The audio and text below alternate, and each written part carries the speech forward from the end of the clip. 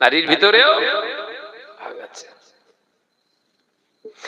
ও নওজওয়ানেরা, যুবকেরা, একজন নারী জাতিকে শিক্ষা দেওয়ার জন্য একটা পুরুষই হলো যথেষ্ট। একজন পুরুষ, একজন মা, একজন বাপ, একজন পিতা যদি শিক্ষিত হয়, একজন পিতা যদি শিক্ষিত হয়, ওর নিজের মেয়েকে স্কুল কলেজ ইউনিভার্সিটিতে না পড়িয়ে নিজের বাড়িতে রেখে শিক্ষা দিতে পারে। ইসলাম এটাই জানিয়েছে, তুমি বাপ হওয়ার আগে শিক্ষা গ্রহণ করো। দুনিয়া স্কুল কলেজে নাই বা পড়তে পারলে অন্তত এলাকা আলেমদের সোহবতে যাও। ও আমার নওজওয়ানেরা, এলাকার ইমাম সাহেবের কাছে যাও, সেখানে যে আদর্শ শিক্ষা গ্রহণ করো, সেখানে কোরআনটা তেলাওয়াত করা শেখো, সেখানে আল্লাহ নবী পবিত্র জবানের কথাগুলো বলতে শেখো। তুমি শোনো তাদের কাছ থেকে, আলেমের সোহবত নাও। ওই যতটুকু শিখেছো নিজের বিবিকে সে দান করো। নিজের বিবি যদি আখলাকি আদর্শবতী হয়ে যায়, আল্লাহ পেটের সন্তানটাকে, আপনার পেটের সন্তানটা যদি নারীও হয়, কন্যা সন্তানও হয়, ওই মায়ের শিক্ষায় শিক্ষিতা হয়ে জান্নাতে রমণী হয়ে যাবে।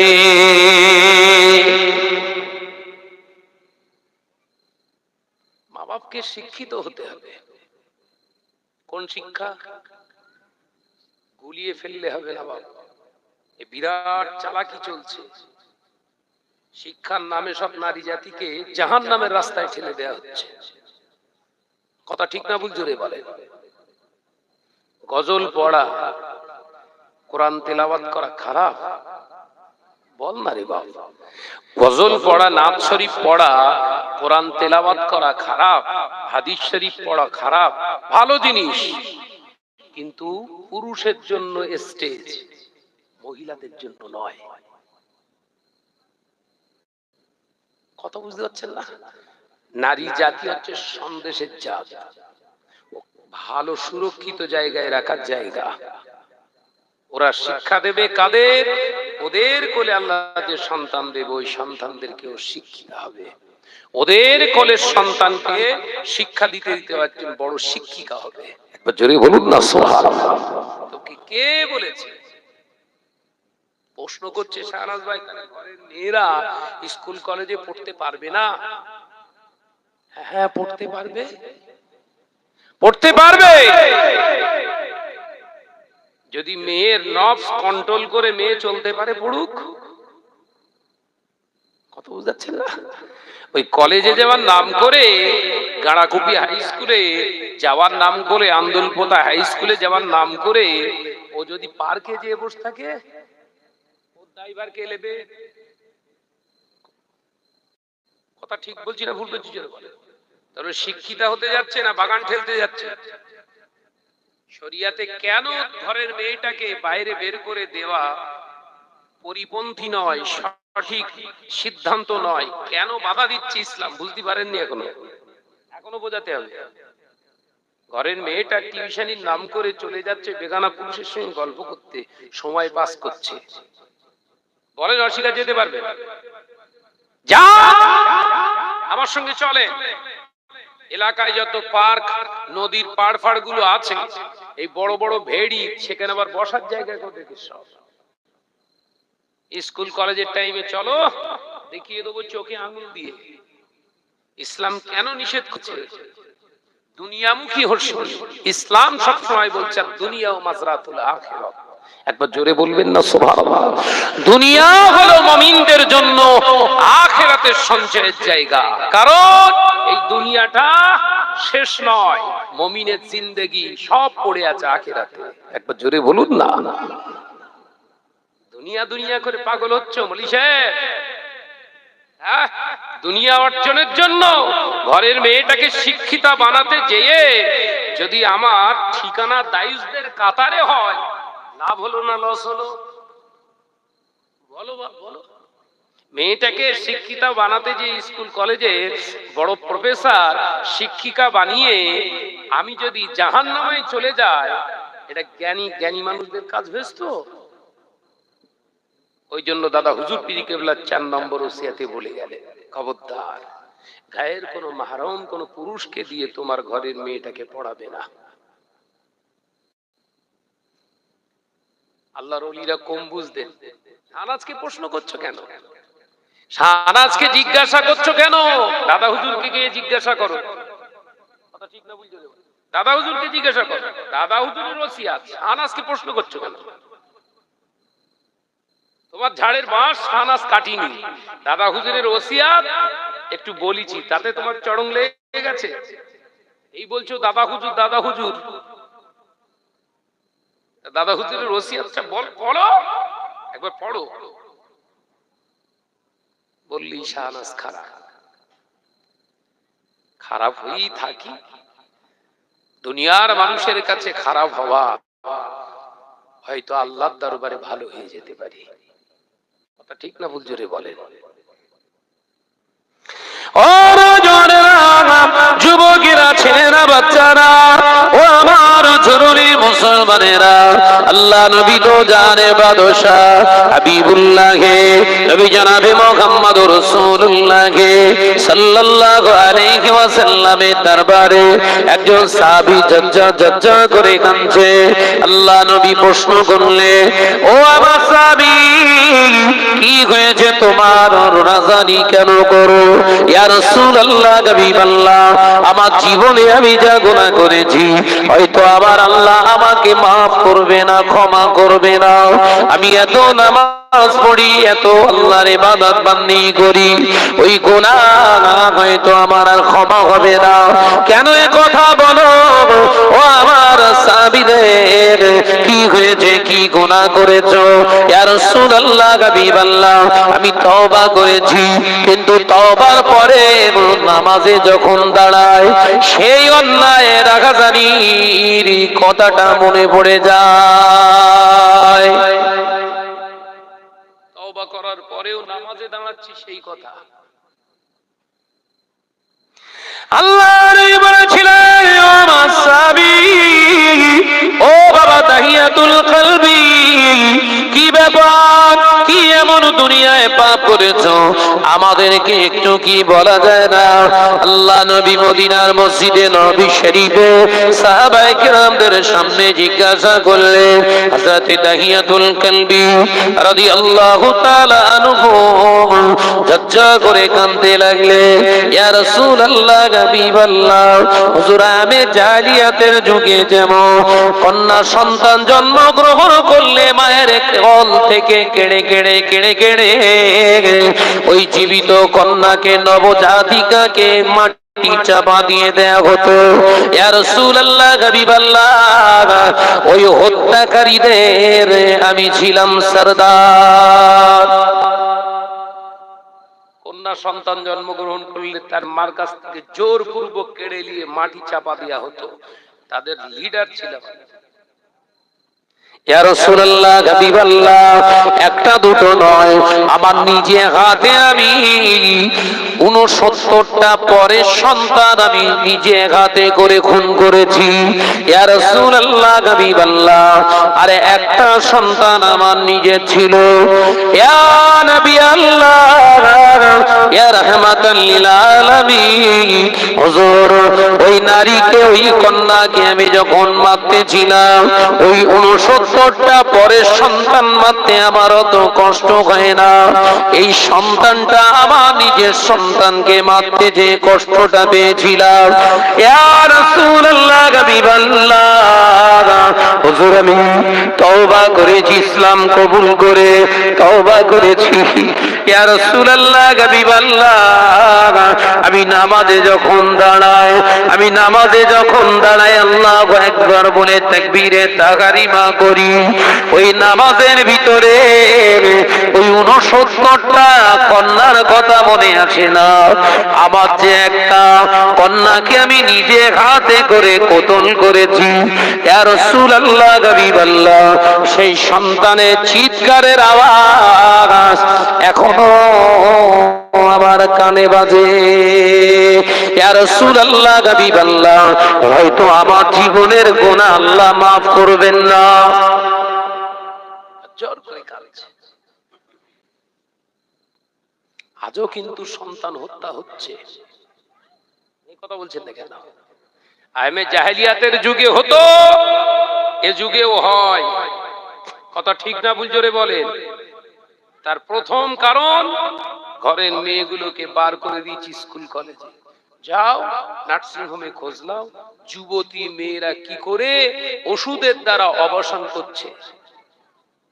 যুবতী মেয়ের পেটের সন্তান 3 মাস 4 মাস, কাদের? ভাবিগুলো তো ছাড়ে, ও তো জাহান্নামেই চলে গেছে সব।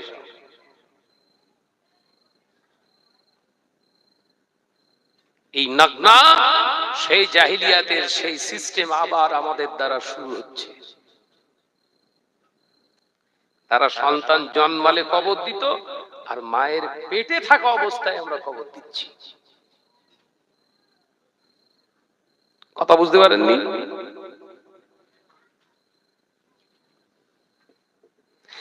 ও জানেরা, নজরেরা, মুরব্বিয়া গণেরা, আল্লাহ নবী সাহাবী হযরতে দাহিয়াতুল কলবি রাদিয়াল্লাহু তাআলা আনহু জজ্জর করে কাঁদে, ইয়া রাসূলুল্লাহ, হাবিবাল্লাহ, সেই কষ্টের কথা আমি বলতে পারবো না। আল্লাহ নবী বললেন, বলো তো একটু শুনি, তুই বাপ হয়ে নিজের সন্তানকে কি করে জবাই করলে, কি করে হাতে করে তাকে কতল করলে। আল্লাহ নবী সাহাবী হযরতে দাহিয়াতুল কলবি রাদিয়াল্লাহু তাআলা আনহু ডুকরে ডুকরে কাঁদে, ইয়া রাসূলুল্লাহ, হাবিবাল্লাহ, হুজুর, আমি নতুন বিবাহ করে 1 মাস বাড়িতে থাকার পরে, অতিবাহিত করার পরে আমি ব্যবসার কাজে সিরিয়া শামে চলে গিয়েছিলাম। ইয়া রাসূলুল্লাহ, হাবিবাল্লাহ, ব্যবসাটা ভালো হচ্ছে জেনে মাঝে মাঝে মাঝে মাঝে দস্তাবেজ চিঠি পাঠিয়ে দিতাম, বিবির কাছে চিঠি পাঠিয়ে দিতাম। 1 বছর অতিবাহিত হয়ে গেল, আমার কাছে চিঠি পৌঁছে গেল বিবির তরফ থেকে বার্তা, আপনার একটা সন্তান হয়েছে, পুত্র সন্তান। ইয়া রাসূলুল্লাহ, হাবিবাল্লাহ, হুজুর, আমি খুশিতে আনন্দের সঙ্গে আরো কয়েকটা বছর কাটিয়ে দিয়ে বাড়ি ফিরে এলাম। বাড়িতে এসে দেখলাম ওটা আমার পুত্র সন্তান নয়, ওটা আমার কন্যা সন্তান। বিবি জানে মেয়ে যদি হয়েছে লিখি, ও শটান বাড়ি এসে আগে মারবে। যে এই ভয়ে বিবি আমার মিথ্যার আশ্রয় নিয়ে একটা খাত চিঠি আমার কাছে পৌঁছালো। আমি দেখলাম চিঠি পড়ে আবার একটা পুত্র সন্তান হয়েছে। খুশিতে আনন্দে আত্মহারা হয়ে আরো 2-4 বছর কাটিয়ে দিয়ে এলাম। বাড়ি এসে দেখি সম্পূর্ণ উল্টো হয়েছে, মেয়ে আর লিখে দিয়েছে ছেলে। ইয়া রাসূলুল্লাহ, ইয়া হাবিবাল্লাহ, হুজুর, মাথাটা গরম হয়ে গেল। হঠাৎ দেখতে পেলাম আমার ঘরের ভিতর থেকে 4 থেকে 5 বছরের কন্যা বেরিয়ে আসে। ইয়া রাসূলুল্লাহ, ইয়া হাবিবাল্লাহ, আমি দাহিয়াতুল কলবি, আল্লাহ আমার যে সূরা দিয়েছে, চেহারা দিয়েছে, আমার থেকে আমার কন্যাকে আল্লাহ 3 গুণ রূপ চেহারা দান করেছিলেন। দাহিয়াতুল কলবি সম্পর্কে হাদিস পাকে এসেছে, প্রিয় জিবরাইল আলাইহিস সালাম যখন রাসূলুল্লাহর দরবারে কোন মানুষের সূরাত ধরে আসতেন, অন্য কোন সাহাবী নয়, হযরত দাহিয়াতুল কলবি রাদিয়াল্লাহু তাআলা আনহু সূরাত ধরেই রাসূলের কাছে আসতেন। একবার জোরে বলুন না সুবহানাল্লাহ। এত সুশ্রী সুন্দর চেহারা ছিল। আর দাহিয়াতুল কলবি বর্ণনা করছে, হুজুর, আমার থেকে 3 গুণ আল্লাহ রূপ দিয়েছিলেন আমার কন্যা। ওই রকম একটা বাচ্চা ঘরের দরজা খুলে এসে আমার হাতটা ধরে বলছেন, আব্বু আপনি তো আমার আব্বু। ইয়া রাসূলুল্লাহ, হাবিবাল্লাহ, ওই ছোট্ট মেয়ের কথা আব্বু ডাকটা আমার অন্তরটা ছুঁয়ে যায়। ইয়া রাসূলুল্লাহ, হাবিবাল্লাহ, ওই বাচ্চাটার ডাকটা শুনে আমার ভিতরে যা পূর্বের রাগ ছিল সব রাগ হারিয়ে গেল। জোরে বলুন সুবহানাল্লাহ। আমার বাড়িতে ছোট ছোট দুটো মেয়ে আছে। আবার এই জলসা জুলুসে ফাঁকায় বেরিয়ে আসলেই ওরা বুঝতে পেরলেই দুজনাই ব্যাট দেবে দরজার সামনে। আগে চুমা দাও তারপর যাও। ছেলে দুটো আছে, কোনো খবর নেই। কথা বুঝাচ্ছেন? হাকিকাত বলছি। ওদের ডাকটা এ আয় একে চুমু দিয়ে চলে যায়, সবাই দিচ্ছে তোর একটা দিয়ে এদিক চলে আয়। কিন্তু মেয়ে দুটা সিঁড়ি বয়ে যদি নিচেও নেমে আসি, বড় মেয়েটা ওপর থেকে চেল্লাতে চেল্লাতে নিচে চলে আসবে। আব্বা দাঁড়াও দাঁড়াও দাঁড়াও, আব্বাজি দাঁড়াও দাঁড়াও। কেন রে? চুমু দেওয়া হয়। কন্যা সন্তান বড় নিয়ামত, একবার জোরে বলবেন না। আগে চুমা দেবে একটা, নিজে এবার গাল বাড়িয়ে দেবে, আমাকে একটা দেবে। ছেলেরা জীবন করবে, ওই আব্বা যাচ্ছে যা বেরু কে যা। কথা বলছেন না? কন্যা সন্তান বড় নিয়ামত। আল্লাহ রাসূল হাদিস পাকের ভিতরে বলছেন, যে ঘরেতে কন্যা সন্তান জন্মগ্রহণ করে ওই ঘরটাতে আল্লাহর রহমতের ফেরেশতা হাজির হয়। একবার জোরে বলুন না সুবহানাল্লাহ। এসে সালাম দেয়, আসসালামু আলাইকুম ইয়া আহলাল বাইত। ও ঘর মালিক, তোমার উপরে আল্লাহর রহমত নাযিল হোক। একবার জোরে বলুন না সুবহানাল্লাহ। একটা পুত্র সন্তান যে ঘরে জন্মগ্রহণ করে ফেরেশতারা আসে, কোনো রিওয়ায়াত নেই, একটা হাদিস নেই। পুত্র সন্তান হলে যে ঘরেতে রহমত নাযিল হয় এরকম কোন হাদিস বর্ণনা নেই।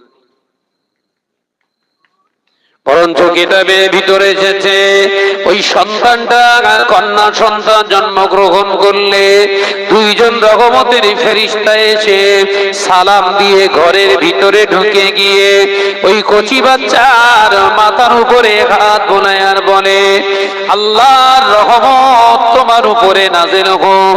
একটা দুর্বল শরীরের ভিতর থেকে আরো একটা দুর্বল শরীর আল্লাহ তৈয়ার করেছে। আমরা দুয়া চাই তোমার ওসিলায় যেন গোটা সংসারটা রহমতে পূর্ণ হয়ে যায়। কন্যা সন্তান এত মর্যাদাবান, আর সেই কন্যার আজকে বিয়ে দিতে গেলে বাপের মায়ের কালঘাম ছুটে যাচ্ছে। কারণটা কি ভেবেছে? ওই মেয়েকে ডাক্তার বানাবো আর আমরা পিন দিচ্ছি, বানাও বানাও বানাও। ও নজনেরা, যুবকেরা, ছেলেরা, বাচ্চারা, পর্দানাসীনা মনেরা, হযরত দাহিয়াতুল কলবি রাদিয়াল্লাহু তাআলা আনহু হুজুর আমার বর্ণনা করলেন, ইয়া রাসূলুল্লাহ, হাবিবাল্লাহ, আমার কন্যাকে দেখে আমি সব রাগ গুসার কথা ভুলে গিয়ে হুজুর আমি নিশ্চিন্তে হাসি খুশিতে কাটাতে লাগলাম। কিন্তু না না না, আমার কন্যা বড় হচ্ছে। ইয়া রাসূলুল্লাহ, হাবিবাল্লাহ, আমার মনের ধুকধুকানি রয়ে গিয়েছে। আমি পরে সন্তানটা মেরেছি তো 69টা, তারা যদি জানতে পারে আমার একটা কন্যা সন্তান আছে, গোটা পরিবারটাকেই পুঁতে ফেলবে। পরের 69টা সন্তান মেরেছে, ওই 69 জন যদি জানতে পারে ঘর সত্য পুঁতি ফেলবেন তো। ইয়া রাসূলুল্লাহ, ইয়া হাবিবাল্লাহ, হুজুর আমি কি করব দিশেহারা। আমি দিশাহারা হয়ে গিয়ে সিদ্ধান্ত নিয়ে ফেললাম, না না না, এ বাচ্চাকে আমি রাখতে পারবো না। সমাজের সম্মান আছে, ইজ্জত আছে, সবার লিডার আমি, আমার কন্যা থাকবে, হতে পারে না। সিদ্ধান্ত নিয়ে ফেললাম, জানে মেরে দেব। ইয়া রাসূলুল্লাহ, হাবিবাল্লাহ, হুজুর আমার বিবিকে একদিন বললাম, বিবি আমার কন্যাকে সুন্দর করে গোসল করিয়ে সাজিয়ে দাও, উত্তম জামা কাপড়টা পরিয়ে দাও, উত্তম পোশাকটা পরিয়ে দাও। আমার বিবি বুঝতে পেরেছে আজকে আমার মেয়েকে সরাবে। মা, মায়ের অন্তর বড় জিনিস রে বাবা। মায়ের অন্তর এত বড় একটা জিনিস আল্লাহ বানিয়েছে নিয়ামত, ও বাপ বুঝতে পারবে না। এখানেও নারী জাতির মর্যাদা দেখে। আপনার শরীর অসুস্থ হোক, আম্মা আপনার হায়াতে আছে, আপনি বাইরে পড়ে আছেন, শরীর অসুস্থ, ফোন করুন। মা প্রথমেই ফোন করে বলবে, কচি তোর শরীর ঠিক আছে? তোর শরীর ঠিক আছে বাপ? কেন বলেন না? আমার ভালো ঠেকছে না। তোর শরীরটা ঠিক আছে বাপ? শরীর একটু অসুস্থ হয়েছিল। না একটু না, ভালো রকম তোর শরীর অসুস্থ হয়েছে, আমি কদিন ঘুমাতে পারিনি। বাপ বলে রাখো, মা বলে, কারণ মায়ের নাভির সঙ্গে, খাদ্য নালীর সঙ্গে আল্লাহ তাআলা ওই মহিলার নারীর সঙ্গে সন্তানের নারীতে আল্লাহ জয়েন করে রেখে দিয়েছে, কোনো বাপের সঙ্গে না। একবার জোরে বলুন না সুবহানাল্লাহ। তাই ওর কাটলে জ্বালা করে, কথা বুঝতে পারছেন না? ওর কাটলে এর জ্বালা করে, বাপের না। এ নজরেরা, মুরব্বিয়াগণেরা, ছেলেরা, বাচ্চারা, পর্দানাশীনা মা বোনেরা, ইয়া রাসূলুল্লাহ, হাবিবাল্লাহ, হুজুর আমি যখন আমার বিবিকে বললাম সুন্দর করে সাজিয়ে দাও, গোসল করিয়ে, এই বলার পরে আমার গায়েতে আমি একটা চাদর চাপা দিয়ে দিলাম। ওই চাদরের ভিতরে কিছু অস্ত্র নিয়ে নিলাম, যেটার সাহায্যে আমার মেয়েকে আমি দুনিয়া থেকে সরাবো। প্রস্তুতি নিয়ে ফেলেছি।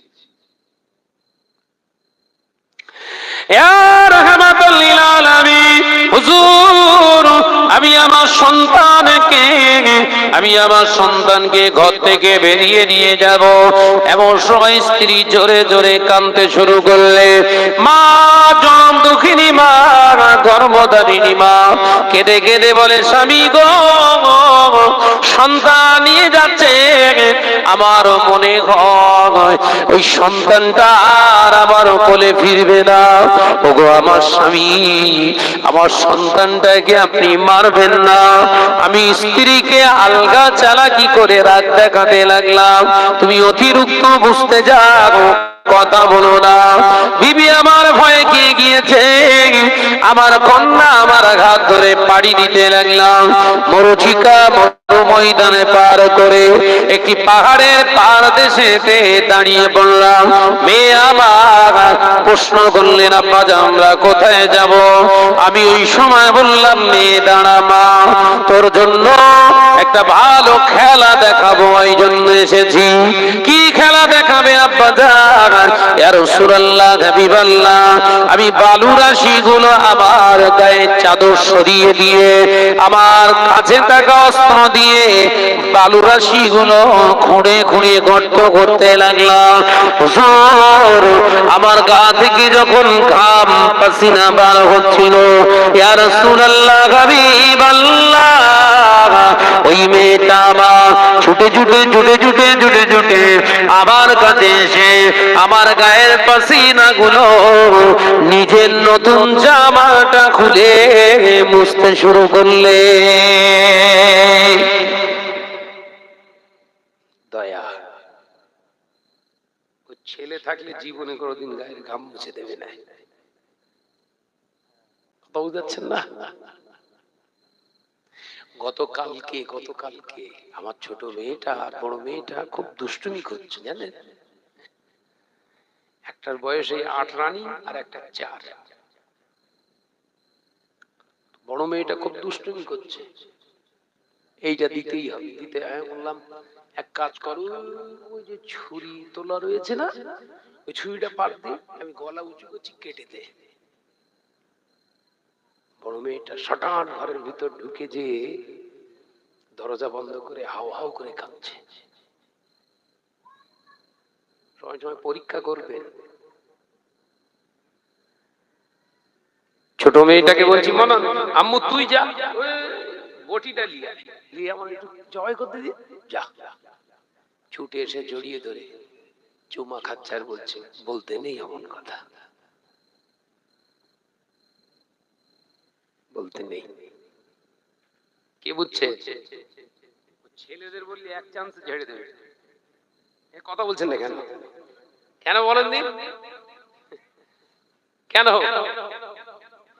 জানে বাপের পরই সব আমার, যত তাড়াতাড়ি মরবে তত ভালো। ও নওজওয়ানেরা, যুবকেরা, ছেলেরা, বাচ্চারা, পর্দানা সিনা মা ও বোনেরা, আলোচনা বুঝুন। আল্লাহ নবী কুলিজার সাহাবী হযরতে দাহিয়াতুল কলবি রাদিয়াল্লাহু তাআলা আনহু হুজুর আমার বর্ণনা করতে লাগলেন, ঝরঝর করে কাঁদতে লাগলেন। ইয়া রাসূলুল্লাহ, হাবিবাল্লাহ, হুজুর আমার ওই কন্যাটা এসে আমার গায়ের ঘাম পাসিনা গুলো মুছে দিতে লাগলে আর বলতে লাগলেন আব্বু আমায় খেলা দেখাতে হবে না, আপনার কষ্ট হচ্ছে আপনি উঠে পড়ুন। ইয়া রাসূলুল্লাহ গে, ইয়া হাবিবাল্লাহ, দুনিয়ার মায়ায় পড়ে দুনিয়ার খেয়াল আমার ভিতরে এসেছিল, তখন তো আমি ঈমানদার ছিলাম না, আমি তো মুমিন মুসলমান ছিলাম না, তাই আমার হৃদয়ে ওর জন্য কোনো দয়া মায়ার রইল না। সিদ্ধান্তে অটল আমি রয়ে গেলাম। খুঁড়তে খুঁড়তে বড় একটা গর্ত করে ফেললাম। ইয়া রাসূলুল্লাহ, হাবিবাল্লাহ, সন্তানটাকে এবার ডাকলাম, ও মা আমি একবার এসো মা, একবার দেখো তো মা এর ভিতরে কিছু দেখতে পাও কিনা। আমি উপরে দাঁড়ালাম, সন্তানটাকে দেখতে বললাম। কুয়ার দিকে যখন মেয়ে তাকিয়ে তাকিয়ে উকি মেরে মেরে দেখতে লাগলো, আমি বাপ হয়ে পিছন দিক থেকে এসে মেয়েকে ধাক্কা দিয়ে কুয়ার ভিতরে ফেলে দিলাম, গর্তের ভিতরে ফেলে দিলাম। ইয়া রাসূলুল্লাহ, হাবিবাল্লাহ, হুজুর গর্তের ভিতরে ফেলে দেওয়ার সাথে সাথে মেয়ে চিৎকার করে আওয়াজ করে আব্বা জান, আমার আম্মা ঠিকই বলেছিল, আমার আম্মা ঠিকই বলেছিল, আমাকে যখন পোশাক পরিয়ে দিচ্ছিলেন বলেছিলেন আম্মু আর বোধহয় দেখা হবে না, ও মা জননী মা আর বোধহয় দেখা হবে না, বাপ তোমাকে নিয়ে যাচ্ছে জন্মের মতো বিদায় জানাতে। আমার আব্বা জান, আব্বা জান আমাকে মারবেন না, আমাকে ছেড়ে দেন। ইয়া রাসূলুল্লাহ, হাবিবাল্লাহ, আশেপাশের সব বালুরাশি গুলো চাপা দিতে লাগলাম, চাপা দিতে লাগলাম। মেয়েটা যখন কোমর পর্যন্ত বাড়ি দিয়ে চাপা দিয়ে দিয়েছি। ইয়া রাসূলুল্লাহ, হাবিবাল্লাহ, আওয়াজ দেয় আব্বা জান আমাকে মারবেন না, আমাকে মারবেন না, আমার আম্মার কাছে আপনি ফিরিয়ে নিয়ে চলেন, আপনার সামনে আমরা থাকবো না, আমরা পালিয়ে যাব। ইয়া রাসূলুল্লাহ, হাবিবাল্লাহ, আমি নিষ্ঠুরের মতো আশেপাশে সব বালুরাশি গুলো চাপা দিয়ে দিয়ে যখন কোমর পর্যন্ত দেখেছি, গলা পর্যন্ত ডুবে গেল, আমার মনে দয়া হলো। ইয়া রাসূলুল্লাহ, হাবিবাল্লাহ, মেয়ে আর কথা বলেন না, মেয়ে আর কোনো কথা বলেন না, আমার চোখের দিকে তাকিয়ে ঝরঝর করে কাঁদতে লাগলে। ইয়া রাসূলুল্লাহ, ইয়া হাবিবাল্লাহ, আমি আমার শক্তি দিয়ে টানতে লাগলাম মাথার চুল ধরে, না না না না, আর উঠবে না। আমার কলেজার টুকরাটা টুকরিটা চিৎকার করে কাঁদতে লাগলেন, আব্বা যান আর আমাকে তুলো না, আর আমাকে উঠিও না, আর প্রয়োজন নাই দুনিয়া। এ ধোঁকা মায়া মমতার জায়গা বোঝা হয়ে গেছে। এ নজরের যুবকেরা, আল্লাহ নবীর চক্ষু মোবারক দিয়ে, মোবারক আঁখি দিয়ে টস টস করে জমিনে পানি পড়তে লাগলে। আল্লাহ নবী সাহাবীরা কাঁদতে লাগলে। হযরত দাহিয়াতুল কালবি রাদিয়াল্লাহু তাআলা আনহু হুজুর বর্ণনা করতে লাগলে, মাটি চাপা দিয়ে হুজুর আমি শেষ বিদায় জানিয়ে চলে এলাম। আপনার কাছে ঈমানি কলেমা পড়েছি, ইয়া রাসূলুল্লাহ, ইয়া হাবিবাল্লাহ। হুজুর আপনার হাতে হাত দিয়ে আমি কলেমা পড়েছি বটে, হুজুর আমি নামাজ পড়ি বটে, নামাজের মুসাল্লায় দাঁড়িয়ে যখন নামাজ আমি শুরু করি, সেই মেয়ের আব্বাজান চিৎকার করা আওয়াজটা এখনো আমার কানে আসে। ইয়া রাসূলুল্লাহ, হাবিবাল্লাহ, আমার তওবা বোধহয় আল্লাহ কবুল করেন না।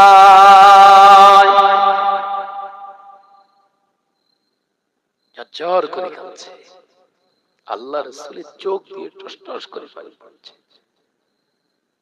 বিশ্বনবী মাথা তুলে বললেন, কি করে মারলে? সন্তানটাকে কি করে মারলে?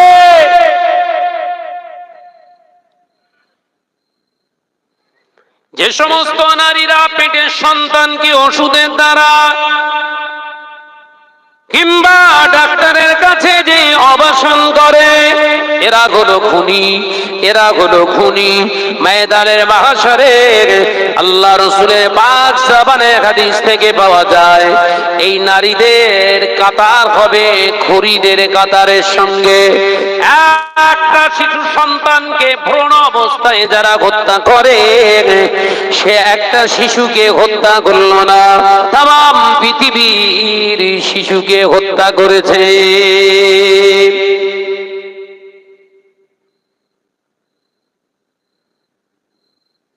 সমাজে বেড়েছে না বাড়িনি? এই হত্যাযজ্ঞ সমাজে বেড়েছে না বাড়িনি? এটা হত্যাযজ্ঞের এই শিকার আমরা যে হচ্ছি, আমাদের এলাকায় যে কাজগুলো চলছে, তার বড় কারণ আলেমদের চুপ থাকা। কথা বুঝতে পারছেন না? আলেমরা আজকে মুখ বন্ধ করে ওয়াজ নসিহত তো শুধু এখন কাটি দেওয়া হয়, ওয়াজ নসিহত আর হয়? জাতি কি করে বাঁচবে জাহান্নাম থেকে, এই নসিহত আর হয়? এই নসিহত হয় আপনার ছেলেটাকে শিক্ষিত শিক্ষিতা করুন, ঘরের মেয়েটাকে ডাক্তার হবে, ইঞ্জিনিয়ার হবে, বিশাল কিছু, তার মানে দুনিয়া শুধু। একবারে এই নসিহত হচ্ছে আখিরাতের চিন্তা করুন, সেই নসিহত আর নেই। ওই নসিহত গুলো করতেন দাদা হুজুর, পয়সার আল্লামা হুজুর, পাঁচ হুজুর কেবলা, এলেম বক্স হুজুর, শাহ সুফি হযরতে বলেন খোলাপতার জমিনে শুয়ে আছে বজলুর রহমান দারগাপুরি রহমাতুল্লাহ আলাইহি, এই সব পানি গোবরা হাবেজ সাহেব হুজুর, গোলাম রসুল চাঁদপুরি রহমাতুল্লাহ, এসব নসিহত গুলো করতো। মানুষের অন্তরে ভয় ঢুকে যেত, অন্যায় রাহাজানি আর করতো না। কথা ঠিক না ভুল জোরে বলেন? আমরা দেখাচ্ছি কি ইঞ্জিনিয়ার, ডাক্তার, শিক্ষক, শিক্ষিকা, কথা বলছেন না? তার মানে আমি তো পাকা দুনিয়াদার আর তোরাও দুনিয়াদার হ, আমি একা যাব, তোদের নিয়ে যাবো জাহান্নামে।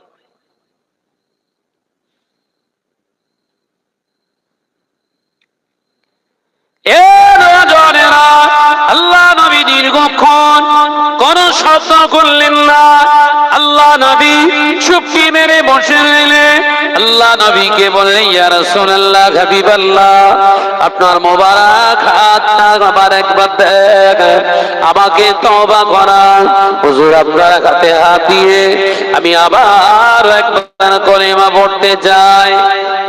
আমার মনে হয় আমার জীবনের গুনাহ আল্লাহ মাফ করেন না।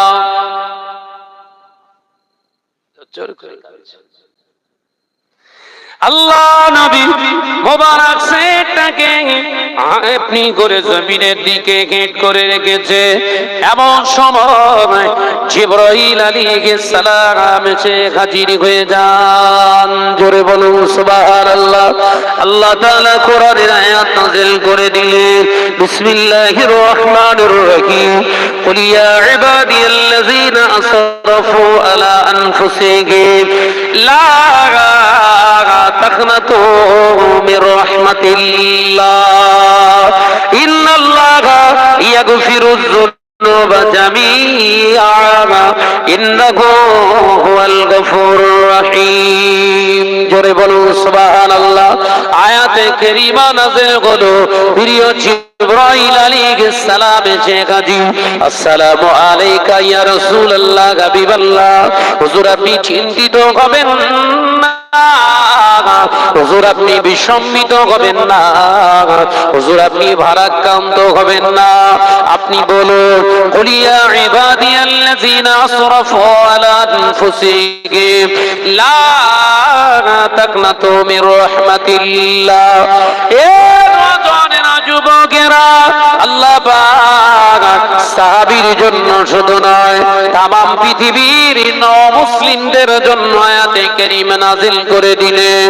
ইসলাম কবুল করার আগে হাবিব আপনি বলে দেন, যারা পৃথিবীর জমিনে ঈমানি কালেমা পড়বার আগে শত শত শত শত হাজার হাজার লক্ষ লক্ষ কোটি কোটি জমিন থেকে আসমান পর্যন্ত গুনাহ সমূহ করে ফেলেছে, একবার আল্লাহ নারে তাকবীর,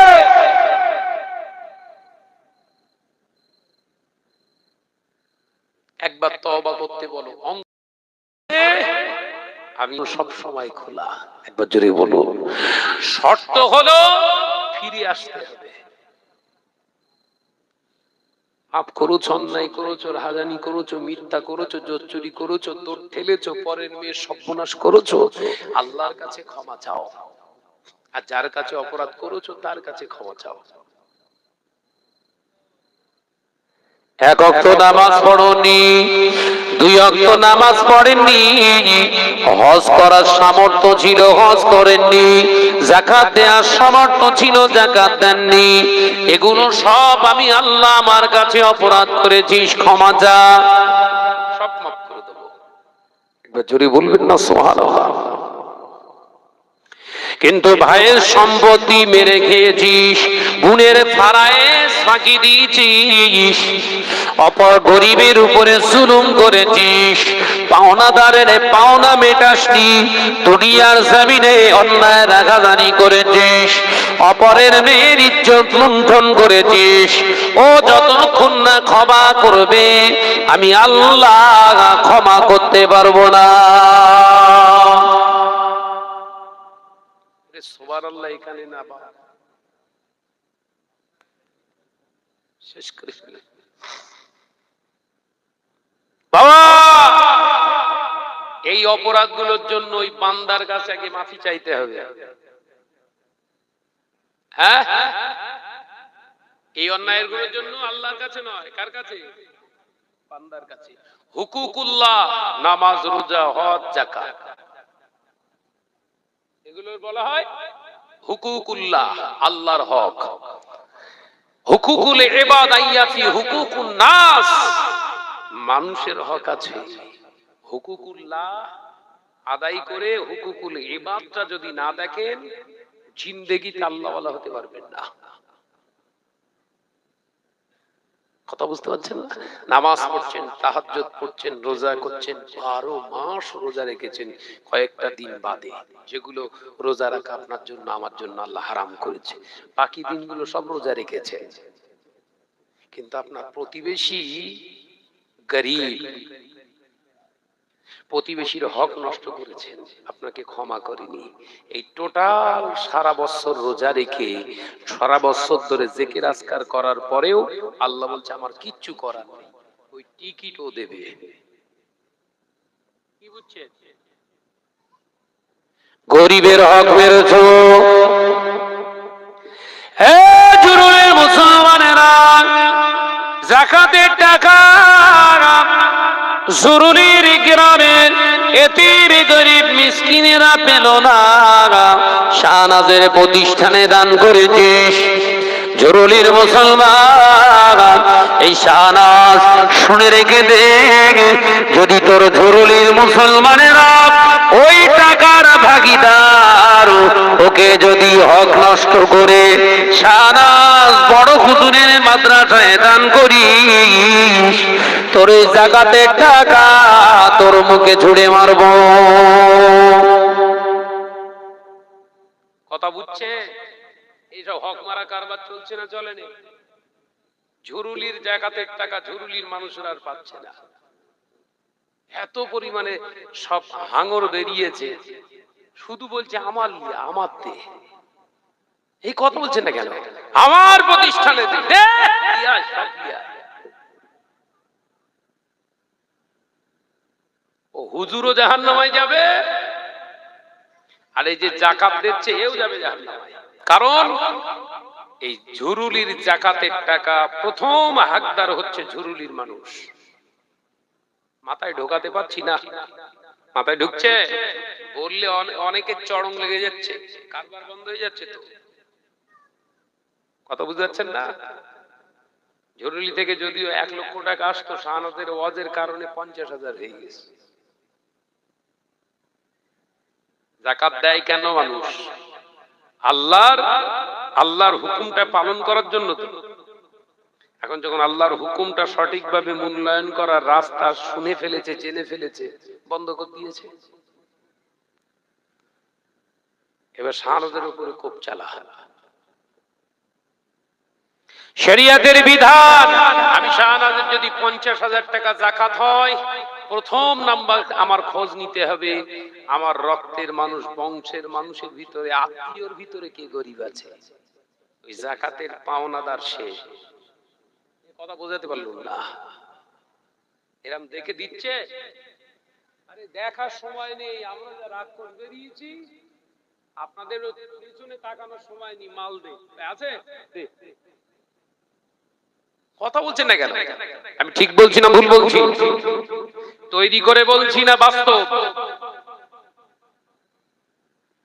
ঝুরুলির মানুষের টাকা আগে প্রথম হকদার ঝুরুলির মানুষ পাবে।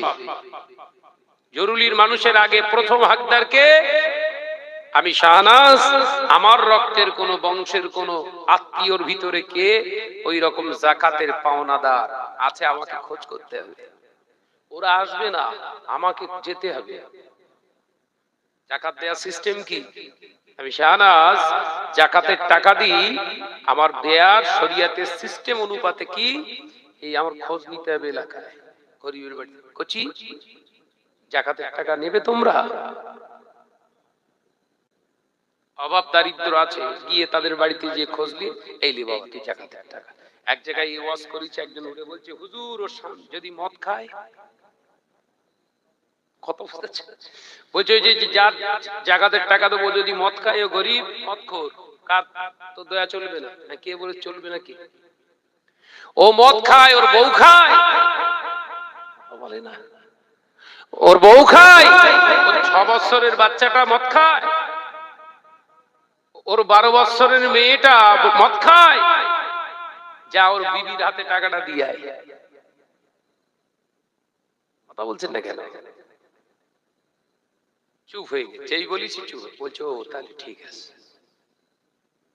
তুমি দান করবে, দেখে দেবে না। জাকাতের টাকাটা তোমার দানের টাকা না তো, জাকাতের টাকা দান, ও তো হক, পাওনাদারের পাওনা টাকা আপনার কাছে আমানত। কথা বুঝতে পারে না? জাকাতের টাকা ওটা কি? ওটা তো হক, পাওনাদারের টাকা আমার কাছে আছে। 1 লক্ষ টাকা 2 লক্ষ টাকা আমার যে অর্থ থেকে 2.5% বার করা হয়েছে, ওই টাকাটা তো ওদের পাওনা টাকা, আমার কাছে আল্লাহ দিয়েছে পরীক্ষা করার জন্য, আমানত। এই আমানত আদায় করে না খেয়ানত করে, একবার দেখলে ওরা অর্থ ধন সম্পদওয়ালা বানিয়ে দেয়। টাকা পয়সা পেয়েছে মনে করছে ও একদম পুরো হুড়িয়ে নেবো সব। কবরে ঢোকো, তোমারে হুড়োবে। কবরে ঢোকো। আল্লাহ আমাদের বোঝার তৌফিক দেন, বলুন আমিন। আর জোরে বলবেন আল্লাহুম্মা আমিন। মহাপদের সঙ্গে দরুদ আল্লাহুম্মা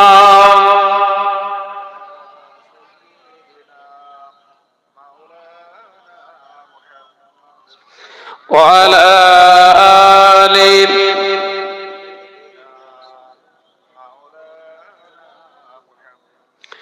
দেখে লো রাসূলুল্লাহ রোজা পাকের কিনারে, আমি সইতে পারি না বিরহ ব্যথা, ধন্য করো দিদারে। একটু জোরে বলবেন না সুবহানাল্লাহ, জোরে হবে না সুবহানাল্লাহ। ডেকে লও রাসূলুল্লাহ রোজা পাকের কিনারে, আমি সইতে পারি না বিরহ ব্যথা, ধন্য করো দিদারে। আল্লাহুম্মা সাল্লি আলা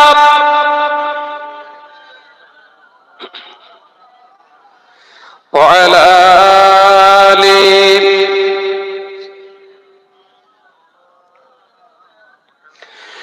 নূরে উজ্জ্বল চেহারা তোমার, দেখে মন যে ভরে যায়, তোমার ওই গুম্বাজে খাজরা দেখে ঈমান বেড়ে যায়। জোরে হবে না নারে তাকবীর। ডেকে লও রাসূলুল্লাহ রোজা পাকের কিনারে, মাশাআল্লাহ মাশাআল্লাহ। আর একটু জোরে ওয়া আলা আলি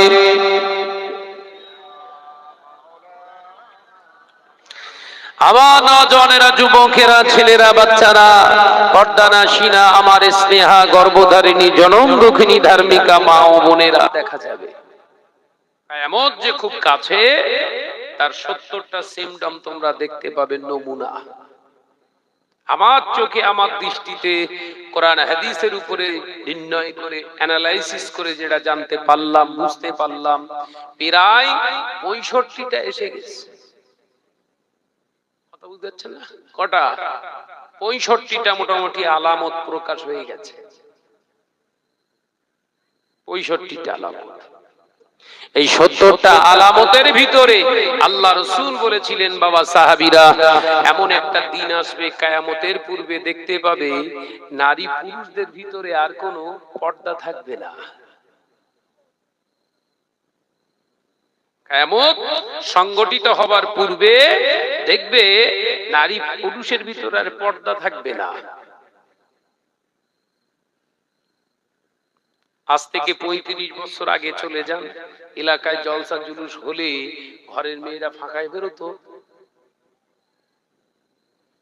বলেন বাবাজিরা, বলেন বেরোতো। ঘরের নারীরা ভয়ে জড়সড় হয়ে থাকতো, আরে বাপ রে বাপ, হুজুররা আসছে, ফাঁকায় বেরোলে যাওয়া যাবে না, বেয়াদবি হয়ে যাবে, বেজতর হয়ে যাবে। আর এখন জলসা মাহফিল হলে বিকাল থেকে লাইন পড়ে যায়, কে কত সাজুগুজু করে এলাকায় নিজের দিকে খরিদ্দার টানতে পারে। কথাটা খুব খারাপ লাগে না? খরিদ্দার বলেছি, বিরাট খারাপ লাগছে না? নিলজ্জের মতো রাস্তায় বের হতে পারে, ওর বেলা লজ্জা লাগেলে, আর আমি শাহনাজ বলি খুব খারাপ, খুব বাজে। হ্যাঁ, আল্লাহ নবী তো জানে বাদশাহ হাবিবুল্লাহ নবী জনাবে মুহাম্মদুর রাসূলুল্লাহ সাল্লাল্লাহু আলাইহি ওয়াসাল্লাম পাক জবানে জানিয়ে দিলে, ও আমার সাহাবীরা, আমি নবী জানিয়ে দিলাম আল হায়া ও শুবাতুম মিনাল ঈমান, লজ্জা হলো ঈমানের একটি শাখা। এমন একটা দিন আসবে, সময় আসবে, মানুষের ভিতর থেকে যখন অন্তর থেকে আল্লাহর ভয় বেরিয়ে যাবে, তখন মানুষরা হয়ে যাবে নির্লজ্জ বেহায়া। এতটাই নির্লজ্জ বেহায়া হয়ে যাবে, নারী পুরুষেরা একই জায়গায় বসে আলোচনা করবে। ও আমার সাহাবীরা, তাদের ভিতরে আর কোনো ভেদাভেদ থাকবে না, পর্দা থাকবে না। বাবা সাহাবীরা, ওই সময় দেখতে পাওয়া যাবে এই আরব মরুভূমিতে এত পরিমাণে বৃষ্টি হবে, আল্লাহ এত পরিমাণে বৃষ্টি অবতরণ করবে, এই গোটা আরব মরুভূমিটা আর শুষ্ক মরুভূমি থাকবে না, এই জাজিরাতুল আরবে রূপান্তরিত হবে, অর্থাৎ তৃণভূমিতে রূপান্তরিত হয়ে যাবে। ওই যে পাহাড়গুলো দেখতে পাও, ওই পাহাড় শুকনো পাথরের পাহাড়গুলোর উপর থেকে সুন্দর সুন্দর তৃণলতা দেখতে পাওয়া যাবে। ও আমার সাহাবীরা, তখন এই মরু ময়দানে মরুভূমিতে গানের বড় বড় এপিসোড তৈরি হবে। এই গত সপ্তাহে 8 দিন হচ্ছে বোধহয় আজকে, সৌদি সরকার প্রিন্স বিন সালমান মদের দোকান উদ্বোধন করেছে। মনে করছেন তৈরি করে বলছি নাকি? মদের দোকানের ফিতে কেটে দিব। কিছুদিন আগে, কিছু 1 বছর হয়ে গেল, কাতারে বিশ্বকাপ হলো। কাতারে ফুটবল বিশ্বকাপ চালনা হলো।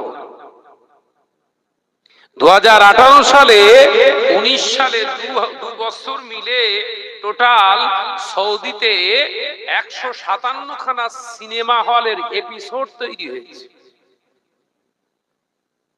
ওটা এলাকায় আমাদের সিনেমা হলগুলো বন্ধ হয়ে যাচ্ছে, আর ওরা ঝাঁপ তুলছে। আমরা ঝাঁপ ফেলছি, ওরা তুলছে। এ কিসের আলামত? গত বছর এত পরিমাণে সৌদিতে বৃষ্টি হয়েছে, আমি হজ পাকে গিয়ে দেখলাম, সেটা বাস্তব। এই গত 23 সালে তো হজ করলাম, আল্লাহ পাকের খাস রহমত, গিয়ে সেটা বাস্তবে দেখে এলাম। আরব মরুভূমিগুলো এত পরিমাণে ঘাস গজিয়েছিল, সেই ঘাসগুলোকে আমরা দেখতে পেয়েছি। আরাফাতের ময়দানে, আরাফার অবস্থান করা ফরজ হাজীদের, ওখানে দেখলাম সব পাহাড়গুলো সব পাথরে, সেই পাহাড়ের উপরে ঘাস জন্মে আছে। মানে কিয়ামত খুব বেশি আমাদের কাছে দূরে অবস্থান করছে বলে মনে হয়। আর দেখা 5টা আলামত দেখা গেলে মোটামুটি অ্যাকশন শুরু হবে। তার ভিতরে একটা ইমাম মাহদী প্রকাশ হবে, তার ভিতরে একটা ইমাম মাহদী আলাইহিস সালাম প্রকাশ হবে। তারপরেই আসবে দুনিয়ার জমিনে বড় ফিতনা, কি? দাজ্জাল। তারপরেই ঠিক অবতরণ হবে ঈসা আলাইহিস সালাম। কথা বুঝছেন না? পূর্ব আকাশ থেকে পশ্চিম আকাশ থেকে আগুন বর্ষণ এবং ধোঁয়া বর্ষণ হবে। কথা বুঝছেন না? বড় বড় আলামত আর 5টা বাকি আছে। লজ্জা আছে? আর কথা বলে না? ঘরগুলো চেক করে দেখেন, লজ্জা শরম হায়া বলে কিছু আছে? এক জায়গায় বসে বাপ ছেলে মেয়ে বৌমা মেয়ে নাতি নাতকুড়ি একসঙ্গে বসে টেলিভিশন দেখছে। কথা বলছেন না কেন? তার মানে লজ্জা আছে।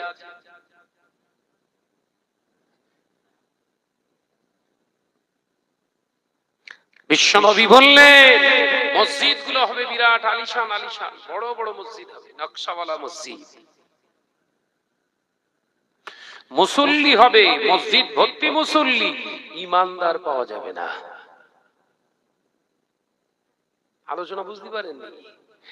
ও সামিরা, শুনে রেখে দাও, আলেমের অভাব হবে না, সমাজে আলেম শিক্ষিতর অভাব হবে না, আচরণ হয়ে যাবে হিংস্র জন্তু জানোয়ারের ন্যায়।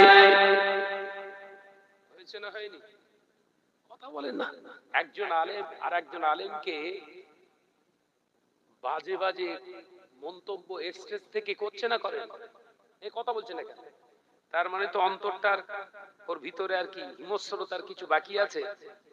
ও আল্লাহর জন্য বলছে না, বল প্রতিহিংসা পরায়ণ। ইমাম শাফি রহমাতুল্লাহ আলাইহি, ইমাম আবু ইউসুফ রহমাতুল্লাহ আলাইহি, হযরতে বিশ্বের ইমাম ইমাম আবু হানিফা রহমাতুল্লাহ আলাইহি, হযরতে শাফি ইমাম ইমাম আহমদ বিন হাম্বল রহমাতুল্লাহ আলাইহি, হযরতে ইমাম মালিক রহমাতুল্লাহ আলাইহি, তানারাও মাওলানা ছিলেন, তানারাও আলেম ছিলেন বাবা। একে অপরের প্রতি বিদ্বেষ ছিল এতটাই ভয়ানক বিদ্বেষ, যদি ইমাম শাফির কোন মাসলা মাসাইলে অসুবিধা হতো, হযরতে আবু হানিফার কবরের পাশে চলে যেত, কবর জিয়ারত করে করে কবর জিয়ারত করে করে দোয়া চাইতেন। ইমাম শাফি রাহমাতুল্লাহ আলাইহি বললেন, আবু হানিফার কবরটা জিয়ারত করা আসার পরে আমার ওই কঠিন সাবজেক্টটা সহজ হয়ে যেত। মারাত্মক হিংসা বলেন দিন।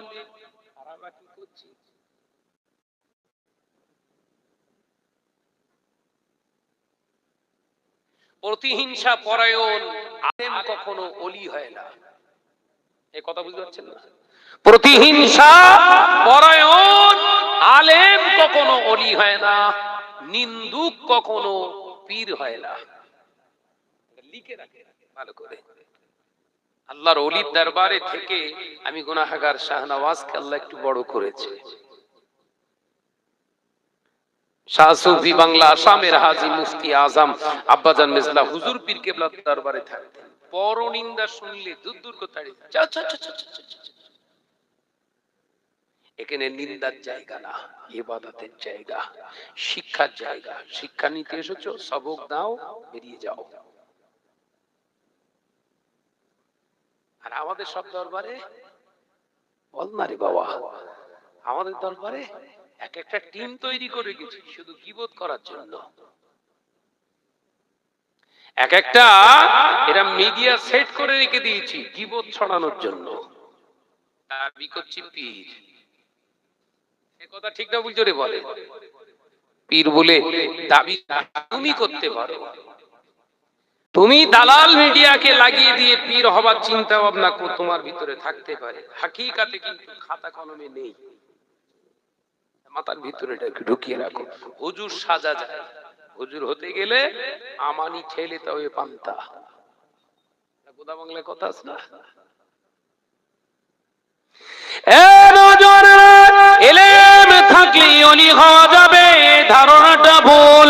এলেমের সঙ্গে যদি জ্ঞানের সঙ্গে যদি আমল না থাকে, জ্ঞানের সঙ্গে যদি নমনীয়তা না থাকে, জ্ঞানের সঙ্গে যদি আপনার আমল না থাকে, জ্ঞানের সঙ্গে যদি আপনার ভিতরে নমনীয়তা ভদ্রতা আপনার ভিতরে যদি অবস্থান না করে, ওই এলেমের এক পয়সা দাম নাই। আপনি বড় আলেম হয়েছে, বিরাট বড় মুফাসসিরে কোরআন হয়েছে, বিরাট বড় হাদিসের পণ্ডিত হয়েছে, বিরাট বড় ফাকিহ হয়ে গেছে, বিরাট বড় বিশরদ ব্যাখ্যা করেওয়ালা একজন মুফতি হয়ে গেছে। না না না, আপনার ইলম আছে, আপনার কালাম আছে, আমল নাই। অহংকার অহমিকা তাকাব্বুরি আপনার ভিতরে আছে। শুনে রেখে দেন, আপনার থেকে বড় আলেম কিন্তু ইবলিস ছিল। ওই আযাজিল থেকে ইবলিস হবার কারণ কিন্তু অহংকারটাই ছিল। ঠিক না বুঝছো রে? বলে আযাজিলের থেকে আপনি জ্ঞানী, চির জাহান্নামী হয়ে গেছে। পীর হওয়া তো দূরের কথা, আজাজিল এত ইবাদত করেছিলেন, আল্লাহ খুশি হয়ে বললেন, যা, আজ থেকে তুই মুআল্লিমুল মালাইকা, সমস্ত ফেরেশতাদের তুই সরদার। একবার জোরে বলুন না সুবহান। ও মনে করেছে হামসে বড়া কোই নেই হ্যায়। আমি শাহনাজ, আমাকে কে কোন মৌলানা মৌলী সাহেব হুজুর পাম মেরে দিয়েছে, জনাব হযরত মাওলানা হযরতুল আল্লামা শাহ সুফি শাহনওয়াজ সাহেব, ওফ, হুজুর বলে দিয়েছে আল্লামা। কথা বুঝাচ্ছেন না? ওইটাই হচ্ছে আবার বিরাট বড় ইতিহাস। এ নওজওয়ানেরা, মুরব্বিয়ান গণেরা, আল্লাহর ওলি হযরতে মুজাদ্দিদ জামানতম খলিফা আল্লামা আল্লামা রুহুল আমিন সাহেব রাহমাতুল্লাহ আলাইহি ইলম অর্জন করেছিলেন। কোরআন হাদিসের কোনো কমি ছিল না, ফিকহের কোনো কমি ছিল না। আল্লাহর মস্ত বড় একজন আলেম বান্দা হয়েছিলেন। আল্লাহর এত বড় একজন আলেম বান্দা হওয়ার পরে নবীর দিদার নসিব হয় না। আল্লামা রুহুল আমিন রাহমাতুল্লাহ আলাইহি নিজের মতো করে চেষ্টা করেছিলেন রাসূলুল্লাহর দিদার পাবে। শত আমল করার পরে ও রাসূলুল্লাহকে পেলেন না। পীরের হাতে বায়াত গ্রহণ করলেন। আল্লাহর ওলি মুজাদ্দিদ জামান বাবার হুজুর পীর কেবলার হাতে বায়াত হওয়ার আগে আরো দুজন পীরের হাতে তিনি বায়াত হয়েছিলেন। আল্লামা হুজুর রাহমাতুল্লাহ আলাইহি রাসূলুল্লাহর দিদার তিনি পান না। এই সময় দেখতে পাওয়া যায় দরবারে ফুরফুরা শরীফ মুজাদ্দিদ জামানের হাতে হাতে বায়াত হবে, এই চিন্তা নিয়ে একবার ফুরফুরায় গেলেন। আল্লামা দাদা হুজুর পীর কেবলা রাহমাতুল্লাহ আলাইহি বসিয়ার হুজুর রাহমাতুল্লাহ আলাইহির দিকে তাকিয়ে হুজুর আমার বললেন, বাবা রুহুল আমিন, ও বাবা রুহুল আমিন, বসিরহাট থেকে যেত পীরকে পরীক্ষা করতে, পীর কিনা জানতে যেত বাবা। পীরকে পরীক্ষা করতে গেলে, জানতে গেলে, দেখতে গেলে, বুঝতে গেলে এলেম শুধু দরকার হয় না, ও বাবা রুহুল আমিন, চোখের দরকার হয়। ওই চোখটা এখন তোমার হয়নি বাবা রুহুল আমিন, ঘরে চলে যাও, 40 দিন ধরে ইস্তিগফার করো, 5 ওয়াক্ত নামাজের পরে প্রতি নামাজের শেষে 100 বার করে তওবা ইস্তিগফার করে 40 দিন পরে আমার দরবারে তুমি এসো, নিজের পীরকে নিজে দেখে নিতে পেরে যাবে। একবার জোরে হবে না? এলেম ছিল বলো, আলোচনা বুঝতে পেরেছেন কি? এলেম কমই ছিল আল্লামা হুজুরের। 18,000 হাদিসে হাফেজ, 25,000 শরিয়াতের কিতাবের আলেম, সুবহানাল্লাহ। সেই মানুষটা মুজাদ্দিদ জামান দাদা হুজুর পীর কেবলার কাছে গেছে। দাদা হুজুর পীর কেবলা ওযু করছিলেন। ওযুটা শেষ করে আল্লামা হুজুরের চেহারার দিকে, সুরাতের দিকে, মুখটা দেখেছে, টোটাল বায়োডাটাটা বলে দিয়েছে। একবার জোরে বলুন। আমার সব দাওয়াত দেয়, আমার সব দাওয়াত দেয়, সব ফোন করে করে বলে, ভাইজান আপনার ওই বায়োডাটাটা একটু বলেন, আমরা সব হ্যান্ডবিল চাপাবো। বলতে হয়। বহু মাদ্রাসার শিক্ষক, বড় বড় প্রতিষ্ঠানে সব দাওয়াত আছে, মুহাদ্দিস হুজুররা ফোন করে, হুজুর ভাইজান একটু বায়োডাটাটা বলেন। আলেম জেনে তারপরে বুঝতেই পারে আমি শাহনাজ। আর মুজাদ্দিদ জামান দাদা হুজুর পীর কেবলার সামনে আল্লামা হুজুর গেলেন, একবারও জিজ্ঞাসা করলেন না নাম কি, বাড়ি কোথা, বাপের নাম কি, কোথা থেকে এসেছো, কিচ্ছু না। চেহারার দিকে তাকিয়ে, ও বাবা রুহুল আমিন, বসিরহাট থেকে এসছো বাবা? পীরের হাতে বায়াত হতে, পীরকে পরীক্ষা করতে। বাবা পীরের হাতে বায়াত হওয়ার আগে পীরকে আগে চিনতে শেখো। সেই চোখ তোমার নেই, যাও বাড়িতে যাও, 40 দিন জামাত নামাজ আদায় করার পর থেকে প্রত্যেক নামাজের শেষে 100 বার করে তওবা সবক দিলাম, যাও। 40 দিন পরে এসে নিজের চোখে নিজের পীরকে দেখে নিও। এক বছরে বলুন, এলেম থাকলেই হলো। কিছু মানুষের ধারণা এলেম থাকলেই পীর হওয়া যাবে। আল্লামা হুজুর হতে পারেননি কেন? এই কথা বলছেন না কেন? মুর্শিদ আল্লামা হুজুর কেন অত বড় বিদগ্ধ একজন পণ্ডিত হয়ে আল্লামাই হীন সেই মানুষটা কেন ওই মুজাদ্দুজ্জামান দাদা হুজুর পীর কেবলার হাতে বায়াত হতে গেলেন? কেন নিজে নিজে একা পীর হতে পারতো না? জ্ঞানের অভাব ছিল নাকি? কথা বলছেন না কেন? এই দাদা হুজুরের কাছে গিয়ে দৌড়দৌড়ি করছেন কেন? অত সহজ নয়। চেষ্টা করলে কি না হয়, আর ঘষতে ঘষতে পাথর ক্ষয়। ঘষাঘষি করেছো কোনোদিন? ভালো মানুষের সোহবতে বসে একটু ঘষাঘষি করতে হয়। কথা বুঝতে পারেননি? ভালো মানুষের সোহবতে, সলিহীনদের সোহবতে বসে একটু ঘষাঘষি করলে তবে সলিহীন হওয়া যাবে। একবার জোরে বলুন। একটা চুম্বকের টুকরো নিয়ে এই লোহায় রডের উপরে এসে 10 বার এরকম করে জোরে জোরে ঘষেন তো, ঘষে ছেড়ে দিয়ে কিছু গুঁড়ো গুঁড়ো গুঁড়ো কুচো কুচো লোহা এর উপরে ছেড়ে দেন, দেখবেন কপ কপ করে এও ধরছে, চমক হচ্ছে। কেন বলেন দিন? এই ঘষা। কথা বোঝে না। এর নাম কি? লোহার রড। তো লোহাকে আবার আকর্ষণ করবে কেন? আসলে তা নয়। চুম্বকের ভিতরে একটা শক্তি আছে, এই শক্তিটা চুম্বকত্ব, এর শক্তি ঘর্ষণের ফলে এই চুম্বকের শক্তি এও খানিকটা ধারণ করে ফেলেছে। একবার জোরে বলুন। আল্লাহর ওলি হওয়া তো সহজ নয় বাবা। আল্লাহর ওলিদের সোহবতে বসতে হবে, একটু ঘষাঘষি করতে হবে। কোথায় করলে?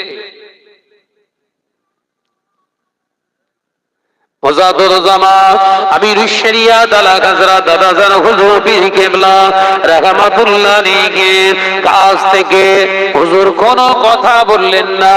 আল্লামা রুহুল আমিন রাহমাতুল্লাহ আলাইহি হুজুর আমার কোনো আওয়াজ করলেন না। হুজুর আমার অত ইলমদার হয়ে অত ইলমিয়াত অর্জন করার পরেও হুজুরকে তওবা সবক দিলে 40 দিনের সবক নিয়ে হুজুর ঘরে আসলেন। একবারের বার জিজ্ঞাসা করলেন না আমাকে কেন তওবা সবক দেয়া হয়, আমি কেন তওবা করতে যাব। আল্লামা হুজুর কোনো শব্দ করলেন না। ভিতরে পিপাসা আছে, বুঝতে পারছেন না? তৃষ্ণার্ত বোধ করলে তবেই তো পানি খাওয়া যাবে। আল্লামা হুজুর রাহমাতুল্লাহ আলাইহি ইলম অর্জন করেছে, রাসূলুল্লাহর পিপাসা রয়ে গেছে, রাসূলকে দেখতে পাচ্ছি না। নমনীয়তা আছে আমাদের ভিতরে। আর কার বাঁশ দিলি ভালো হয়? আমার উপর উঠে যাচ্ছে শাহনাজ, ওর পেছনে লাগিয়ে দে কিছু লোক। প্রতিহিংসা পরায়ণ তুমি, আবার পীর। ও নজনেরা, মুরব্বিয়ানে গনেরা, ছেলেরা বাচ্চারা, মুরব্বিয়ানে গনেরা, পর্দানা সিনা মা বোনেরা, আল্লামা রুহুল আমিন রাহমাতুল্লাহ আলাইহি বাড়িতে চলে এনে নামাজ আদায় করতে লাগলেন। প্রতি নামাজের শেষে 100 বার করে তওবা করতে লাগলেন। একটা না 30 দিন তওবা করলেন। আল্লামা রুহুল আমিন রাহমাতুল্লাহ আলাইহি হুজুর আমার 30 দিন বাদে 31 দিনের মাথায় দুইজনকে সঙ্গে করে নিয়ে বেরিয়ে পড়লেন। একজনের নাম আব্দুল ওদুদ সাহেব। আব্দুল ওদুদ সাহেবকে নিয়ে বললেন ভাই চলে দরবারে ফুরফুরা শরীফে যাব। আজ সকালে বেরিয়ে পড়লেন ফজরের নামাজ আদায় করে। আল্লামা হিদ আল্লামা রুহুল আমিন সাহেব রাহমাতুল্লাহ আলাইহি দরবারে ফুরফুরা শরীফে যাবার আগে শিয়াখালা বাজারে গাড়ি থেকে নেমে আগে নিজের জুতো দুটো খুললেন, পায়ের জুতা দুটো খুলে ব্যাগের ভিতরে নিয়ে ব্যাগটাকে বগল দাবায় চেপে ধরে খালি পায়ে হাঁটতে শুরু করলেন। আল্লামা রুহুল আমিন রাহমাতুল্লাহ আলাইহির সাথী আব্দুল ওদুদ সাহেব বলতে লাগলেন ভাই রুহুল আমিন, ও ভাই মাওলানা রুহুল আমিন, আপনি কেন পায়ের জুতা খুলে খালি পায়ে রাস্তা দিয়ে হেঁটে হেঁটে যান? আল্লামা রুহুল আমিন রাহমাতুল্লাহ মালিকের চোখ পেটে পানি গড়িয়ে আসে। আল্লামা হুজুর বলে, ভাই আব্দুল আমি আপনাদের সঙ্গে কি বলবো, যে দরবারে আমি রুহুল আমিন যাই, আপনি আমি সবাই যায়। ও দরবারে শুধু যায় তা নয়, ওই দরবারে স্বয়ং রাসূলুল্লাহ রুহানি হালাতে সাহাবায়ে কেরামদের নিয়ে হাজির হয়ে যায়। আরে কি জোরে হবে না? যে দরবারেতে আমার নবীর আগমন হয়, যে পীরের দরবারেতে আমি রুহুল আমিন দেখতে পাই, আমার নবী আসে, সেই পীরের দরবারে আমি রুহুল আমিন নগণ্য মানুষের জুতার ধোকা ধুলা লেগে যাবে, হতে পারে না। তাই আমার পায়ের জুতা খুলে ব্যাগে নিয়ে খালি পায়ে হেঁটে যায়। আলোচনা কথা ঢুকছে? আলিম হলি পীর হবে, তাই তো? স্বপ্নদায়কে যাও।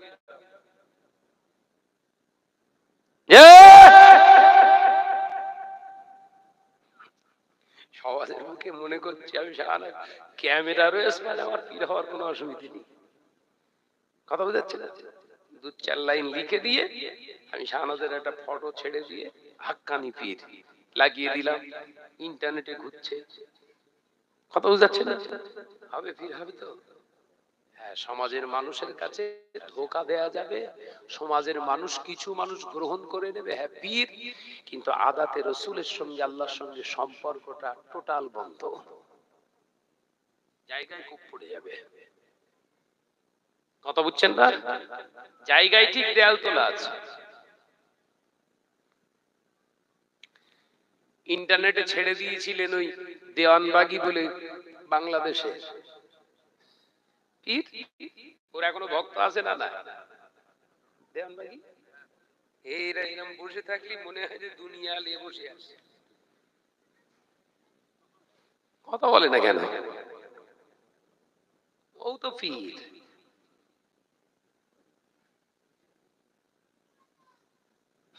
আর 2-1টা উজানি পীর দেখেন, উজানি পীর বাংলাদেশে উজানি পীর জেকের করছে, আর মলিশায় আপনার ভক্তরা সব টিকবাজি খাচ্ছে। লাফ মেরে উঠে পীরের কাঁধে 2 সাইডে পা দিয়ে পীরের ঘাট ধরে আল্লাহ আল্লাহ আল্লাহ জেকের করতে দেখেননি? জেকের করতে করতে লাঠি বয়ে উপরে উঠে গিয়ে চট পট ছিঁড়ে জেকেরের জজবা সব ছিঁড়ে ফেলবে। পীর কথা বলছেন না কেন? আছে না? না, তাহলে তুমিও হও ইন্টারনেট পীর হও। ও না জানেরা, যুবকেরা, ছেলেরা, বাচ্চারা, পর্দানা সিনা মাও বোনেরা, আলোচনা বোঝাতে চাইলাম আল্লাহ মাইহিন আল্লামা রুহুল আমিন রাহমাতুল্লাহ আলাইহি মুজাদ্দিদ জামানের দরবারে হাজির হচ্ছে আল্লাহর ওলি, বাংলা আসামের নয়নের মনি মুজাদ্দিদ জামান আমিরুশ শরিয়াত আলা হযরত দাদাজান হুজুর পীর কিবলা রাহমাতুল্লাহি আলাইহি।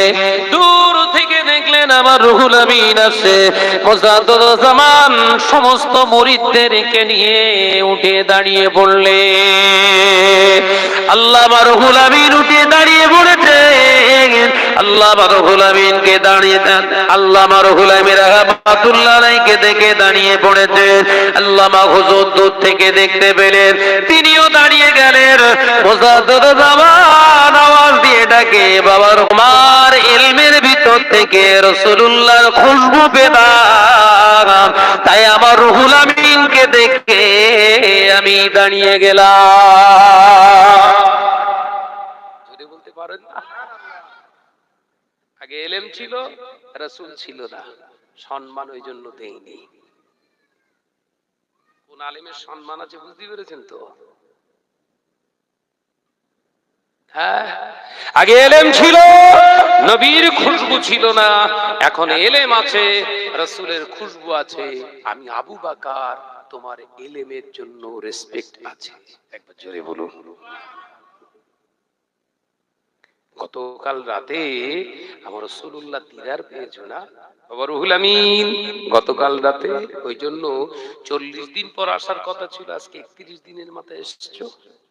বলতে এসেছো বাবা রুহুল আমিন, তোমার সঙ্গে রাসূলুল্লাহ শুধু দিদার দেননি, আমি আবু বকরের সঙ্গেও দিদার দিয়ে জানিয়ে দিয়ে গেছে, কাল আমার রুহুল আমিন আসবে, আমার রুহুল আমিনের হাতে হাত দিয়ে বায়াত গ্রহণ করিয়ে নিও। একবার জোরে বলুন এসো। কি পীর ছিলেন, কি মুরিদ ছিলেন গো। হ্যাঁ, চেষ্টা করলে কি না হয়, ঘষতে ঘষতে পাথর ক্ষয়।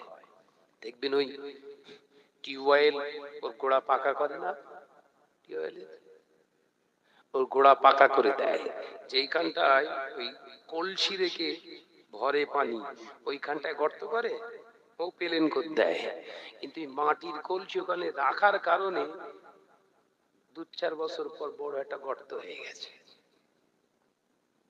মাটির কলসির ঘর্ষণে সিমেন্ট মাটি ক্ষয়ে হাওয়া। আলোচনা বুঝতে পারেননি? ভালো যে হবে, ভালো মানুষের সোহবতে যান আগে। আল্লাহর ওলি হবার শখ আছে, আল্লাহর ওলিদের সোহবতে থাকুন। অহংকার, তাকাব্বুরি, রিয়া, বড়ত্বয়, অহমিকা নিজের ভিতরে রাখবেন, ওই অহংকারে তাকাব্বুরির আগুনিতে পুড়ে পুড়ে শেষ হয়ে যাবেন, ওলি হওয়া হবে না। আল্লাহ আমাদের বুঝতেন, বলুন সকলে আল্লাহুম্মা আমিন। আর হুজুরি বলি আল্লাহুম্মা আমিন। মহাব্বতের সঙ্গে জিকির করি কালিমা লা ইলাহা ইল্লাল্লাহ, লা ইলাহা ইল্লাল্লাহ। আমারে কণ্ঠে তুমি তোমারই বাণী দিয়েছো, বুকের দেরাজ তুমি তোমারই স্থান দিয়েছো, আমারে কণ্ঠে তুমি তোমারই বাণী দিয়েছো, বুকের দেরাজ তুমি তোমারই স্থান দিয়েছো। এত ভালোবাসো কেন মালিক আমার, কি করে শুকর করি আমি তোমার, কি করে শুকর করি আমি তোমার। জোরে হবে না নারায়ে তাকবীর, নারায়ে তাকবীর। আমারে কণ্ঠে তুমি তোমারই বাণী দিয়েছো, বুকের দেরাজ তুমি তোমারই স্থান দিয়েছো, লা ইলাহা ইল্লাল্লাহ।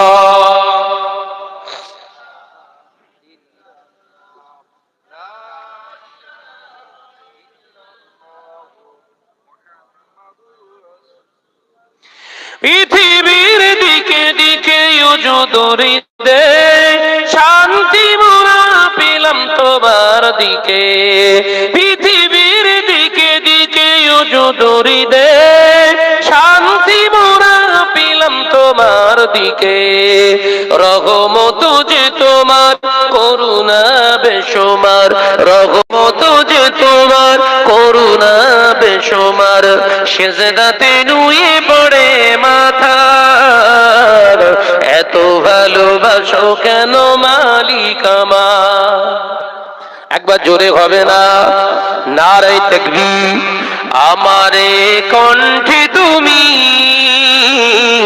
তোমারই বাণী দিয়েছো, বুকের দেরাজ তুমি তোমারই স্থান দিয়েছো, এত ভালোবাসো কেন মালিক আমার, কি করে শুকর করি আমি তোমার, কি করে শুকর করি আমি তোমার, লা ইলাহা ইল্লাল্লাহ, লা ইলাহা ইল্লাল্লাহ।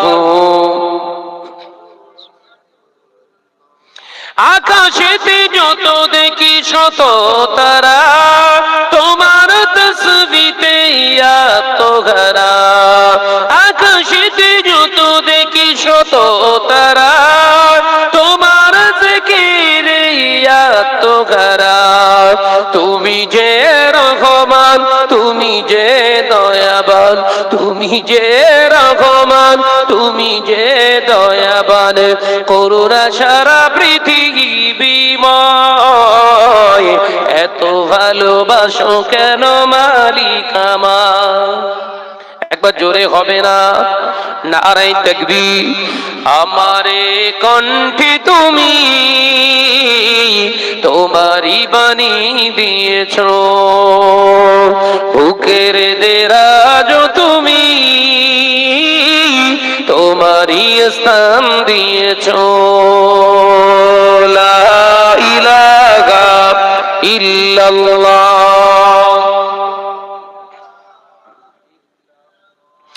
লা ইলাহা ইল্লাল্লাহ।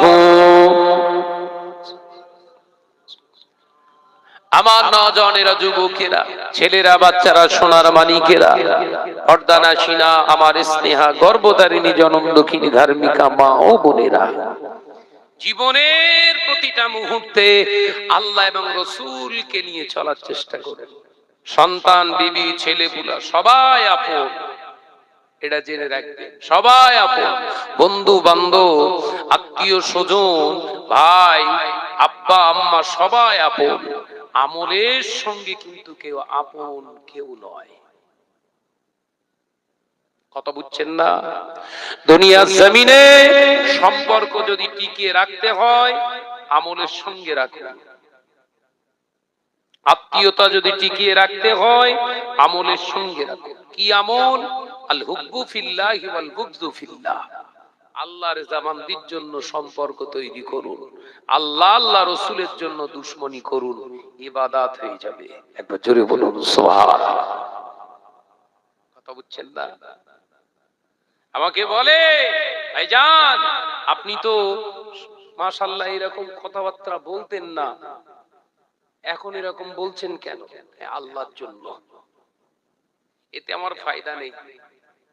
আমি এই হক কথাগুলো বলি বলে বহু মানুষ এই ভিডিও সব কমেন্টস করে গাল খিস্তি দিয়ে, বাজে বাজে কমেন্ট করে। ইচ্ছা করলে সব আলোচনা বন্ধ করতে পারতাম না।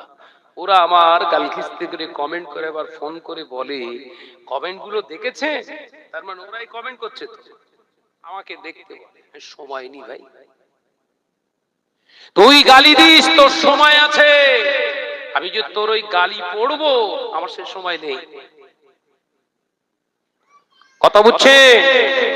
তুই গালি দিস আমার গুনাহ কমে, কারণ আমার নিয়ত সমাজে সমাদৃত হওয়ার জন্য নয়, দাওয়াত বাড়বে এজন্য নয়, সবাই আমাকে হুজুর বলবে এজন্য নয়। জাতি অধঃপতনে যাচ্ছে, জাতিকে টেনে ধরা মূল লক্ষ্য। জাতি দৌড়চ্ছে কোন দিকে? জাহান্নামের দিকে। জাতি দৌড়াচ্ছে জাহান্নামের দিকে। এই জাতিকে যদি না টেনে ধরি, ন্যূনতম সামান্যতম এক লাইন পড়েছি, সেই এক লাইনের হিসাব আল্লাহর দরবারে দেওয়া লাগবে। ওই জন্য রেগে ফুড়ে তোদের মনে হয় শাহনাজ ভাই হিংসা করে খুব উল্টো পাল্টা কথাবার্তা বলছে। হিংসা কেন করতে যাবো রে বাবু? আল্লাহ যা যতটুকু সম্মান ইজ্জত দিয়েছে ঠিক সে ততটুকুই পাবে। কথা ঠিক না ভুল জোরে বলেন? দুনিয়ার জমিনে যার আল্লাহ যতটা সম্পত্তি দিয়েছে, তাকদীরে যতটুকু লিখে রেখে দিয়েছে, সে ততটুকুই পাবে। আমি আপনি ঠ্যাং ধরে টেনে নিচে নামার চেষ্টা করলেও হবে না। এটা হচ্ছে বিশ্বাস। এই বিশ্বাসের উপরে থাকেন, দেখবেন হক না হক বুঝতে পারবেন, সত্য মিথ্যা বুঝতে পারবেন, হালাল হারাম বুঝতে পারবেন, চলবে না বুঝতে পারবেন। দুনিয়ার মায়ায় পড়ে, দুনিয়ার মোহতে পড়ে সব হারিয়ে ফেলবে। দেখবেন কবরটাও হারিয়ে গেছে আপনার কাছ থেকে। কবর আর থাকবে না, জাহান্নামের টুকরা হয়ে যাবে। ও নওজওয়ানেরা, ওই জন্য আল্লাহ কোরআনে জানায় পাকের ভিতরে জানিয়ে দিলে ইয়া আইয়ুহাল্লাযীনা আমানু আতিউল্লাহা ওয়া আতিউর রাসূল ওয়া উলিল আমরি মিনকুম। আমার আল্লাহ পাক কোরআনে জানিয়ে দিলেন, এই আমার বিশ্বাসী সম্প্রদায় বান্দারা, আমি আল্লাহ পাক জানিয়ে দিলাম আতিউল্লাহা, আমি আল্লাহ আমার ইতাআত তোরা কর, ওয়া আতিউর রাসূল, আমার হাবিবের ইতাআত তোরা কর, ওয়া উলিল আমরি মিনকুম, আমার ওই সমস্ত আলেম বান্দারা সোহবত তোরা লাভ কর। আতিউল্লাহ যার ভিতরে পাওয়া যায়, আতিউর রাসূল আমার হাবিবের ইত্তেবা যাদের ভিতরে পাওয়া যায়, আমি আল্লাহ আমার হুকুম যার ভিতরে পাওয়া যায়, ওই আলেমের সোহবতে তোরা যা, আমি আল্লাহ আমার হাবিবকে তোরা পেয়ে যাবি। সব আলেমের কাছে যেতে বলছে আল্লাহ, কথা বলে না। কোন আলেম? আতিউল্লাহ ওয়া আতিউর রাসূল, আমি আল্লাহর হুকুম যার ভিতরে আছে, তার মানে ওই আলেমের সোহবতে যাও যে আলেম আমি আল্লাহকে প্রকৃত ভয় করে। একবার জোরে বলুন না সুবহানাল্লাহ। আতিউর রাসূল আমার হাবিবের ইত্তেবা সুন্নাতে নববীর উপরে জীবন প্রতিষ্ঠিত করেছে। একবার জোরে বলুন না সুবহানাল্লাহ। মুজাদ্দিদুজ্জামান 25,000 শরিয়াতের কিতাব পড়েছে, এরকম কোন কিতাবে লেখা নেই। 40টা হাদিসের কিতাবে সনদ প্রাপ্ত হয়েছিলেন মুজাদ্দিদুজ্জামান দাদা হুজুর ফিকে রাহমাতুল্লাহ আলাইহি। এত আদর্শ নিজের ভিতরে প্রতিষ্ঠিত করেছিলেন, এত সুন্দর জীবন তৈরি করেছিলেন, ওই অল্প কিতাবের ভিতরে, ওই জ্ঞানের ভিতরে রাসূলকে খুঁজে পেয়েছিলেন। একবার জোরে বলুন সুবহানাল্লাহ। আল্লামা হুজুর এত কিতাবে দক্ষতা অর্জন করে রাসূলকে খুঁজে পাচ্ছে না। কি বুঝছে? খুঁজে পেল কোথায়? ওই সেই মানুষটার হাতে হাত দেওয়ার পরে। একবার জোরে বলুন সুবহানাল্লাহ। ভালো সোহবত লাভ করুন। আলেম শুধু দেখো না। শাহনাজ ভাই বিরাট কোরআনের আয়াত তুলে তুলে ওয়াজ করছে, নোটেট করে কোটেশন করে। শাহনাজ ভাই বিরাট হাদিসের ইবারত পড়ছে, বিশাল বড় আলেম না। আগে দেখো শাহনাজের কথাবার্তার ভিতরে অহংকার, অহমিকা, তাকাব্বুরি দেখতে পাওয়া যায় কি? শাহনাজের ভিতরে রিয়া আছে কি? অপরের প্রতি তাচ্ছিল্য মনোভাব আছে কি? যদি থাকে, ও সোহবতে গেলে রাসূলুল্লাহকে জীবনে পাওয়া যাবে না, জীবনে পাওয়া যাবে না। ও নওজওয়ানেরা, যুবকেরা, ছেলেরা, বাচ্চারা, পর্দানাশীনা মা ও বোনেরা, আলোচনা বোঝাতে চেয়েছিলাম আমার আল্লাহ কোরআনে যখন বলছে এই সমস্ত আলেমে দ্বীনের সোহবতে যাও, আবার নবী পাক জবানে জানিয়ে দিলেন ক্বালা রাসূলুল্লাহ সাল্লাল্লাহু আলাইহি ওয়াসাল্লাম আল উলামা ওয়ারাসাতুল আম্বিয়া, আলেমরাই হলো আমি নবীর উত্তরসূরি ওয়ারিস। কোন আলেম? কোন আলেম? আমি নবী 63 বছরের জিন্দেগিতে একটা ফুজুল কথার প্রয়োজন হয় না, একটা মিথ্যা তহমতের প্রয়োজন হয় না, একটা জীবনে পরনিন্দার প্রয়োজন হয় না। আমি 63 বছরের জিন্দেগিতে একটা মিথ্যার আশ্রয় গ্রহণ করি না। এই আদর্শ যে আলেমের ভিতরে পাওয়া যাবে, ওই আলেম হলো আমার ওয়ারিস।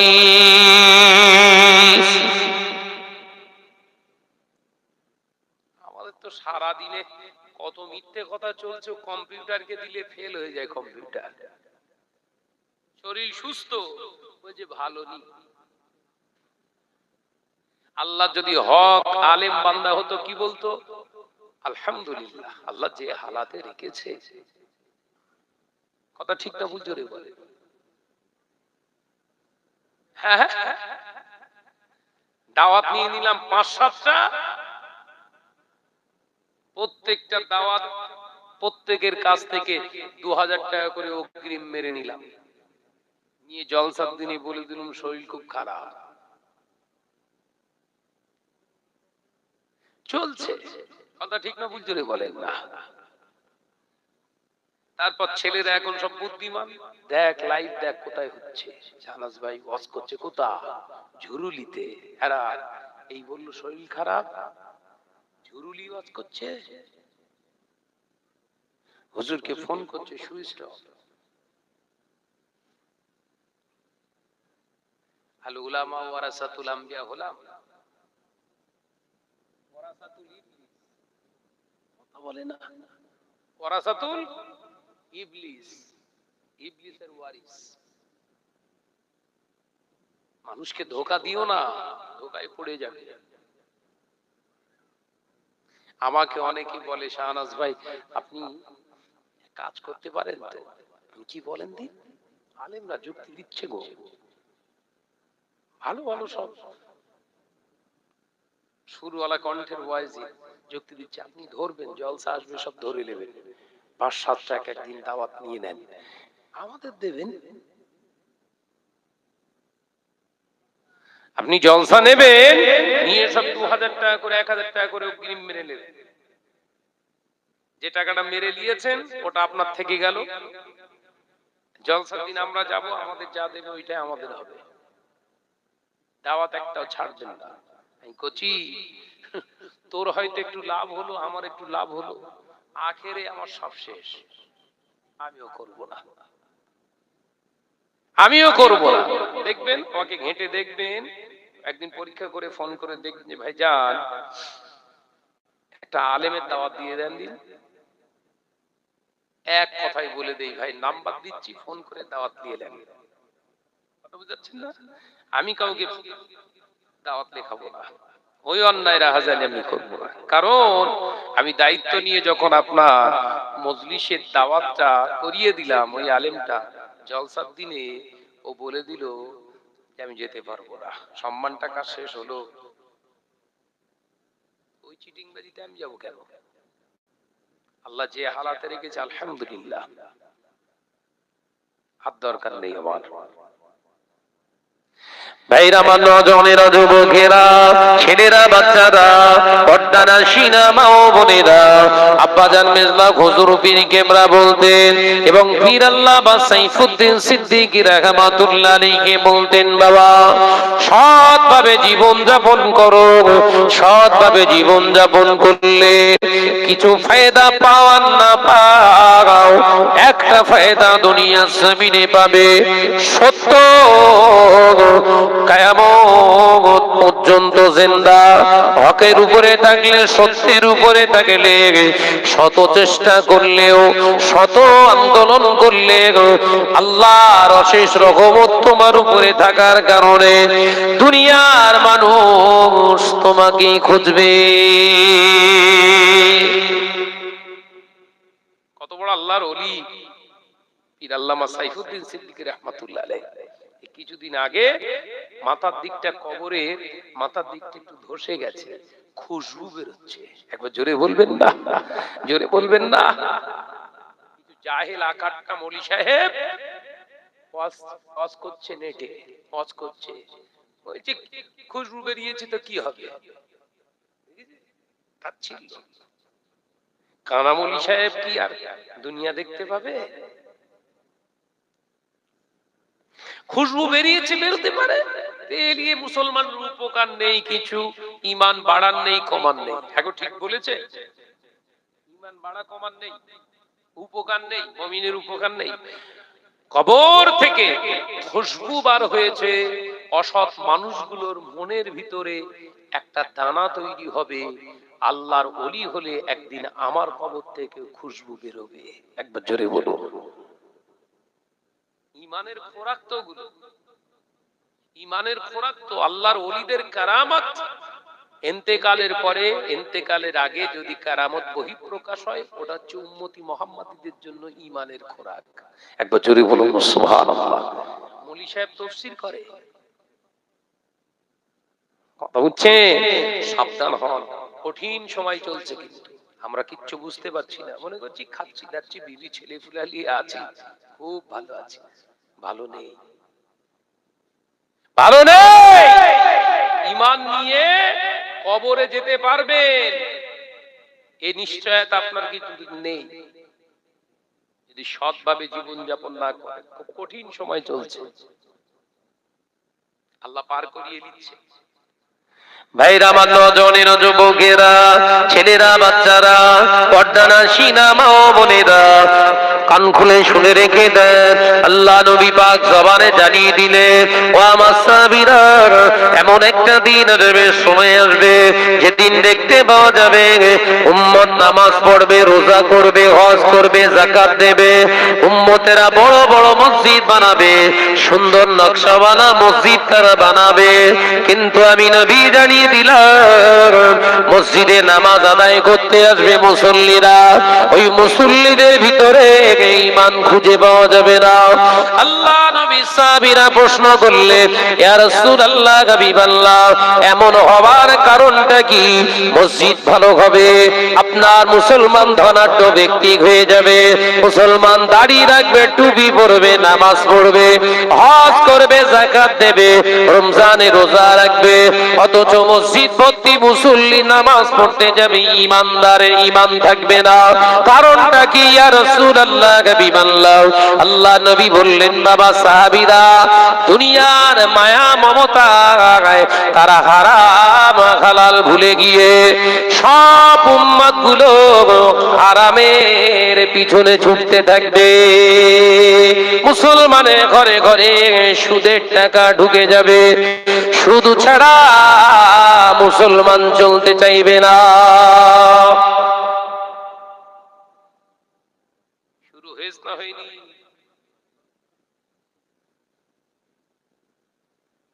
এক একটা মসজিদ তৈরি করছে, দেখলে মাথা এরকম তুলে দেখতে। রাজাটার এলাকায় একটা জায়গায় গিয়েছি জলসায়, বলছে ভাইজান 4 তলা মসজিদ হয়েছে কবরের উপর।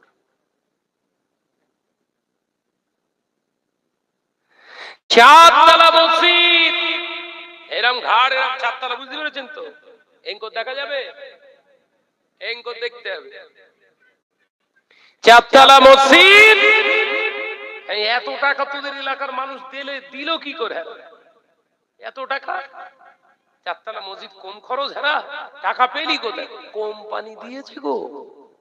কে দিয়েছে? কোম্পানি। কোন কোম্পানি? মুসলিম? বলে না,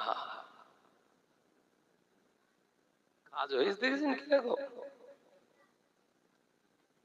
অমুসলিমদের টাকায় মুসলমানদের ঈদগাহ, অমুসলিমদের দ্বারা, অমুসলিমদের টাকায়, দানের টাকায় মুসলমানদের ইবাদত গাহ। এর থেকে আর নসিব বড় আর আছে আমাদের? কথা বুঝতে পারছেন না? এই জনসাধারণ সাহস পেত ওই 4 তলা মসজিদ ওই কোম্পানির কাছ থেকে টাকা নিয়ে ওর ভিত করার সাহস পেত, ওর পেছনে যদি আলেম না থাকতো। কথা বলছেন না কেন? বুঝতে পারছেন না? কিয়ামত সন্নিকটে আমরা ঠেলে ঠেলে যাচ্ছি, কথা বুঝতে পারছেন না? কারা? সাধারণ মানুষ। ওই 4 তলা মসজিদের ওই কোম্পানির টাকার ভিতের পিছনে বড় ভিত একটা আলে দেখে যান। জলসা করতে গিয়েছি, সব অভিযোগ জানাচ্ছে আমার। তৈরি করার আগে জানিস নি কেন? মসজিদটা তৈরি হচ্ছিল যখন, তখন বলতে হয় এসে এখানে একটা সমাবেশ করতুম, প্রতিবাদী সভা করে যেতাম, মসজিদ কলগেই দিতুম একদম। তৈরি হয়ে গেছে, আমাকে বলবি কেন? করার আগে বলিস নি কেন?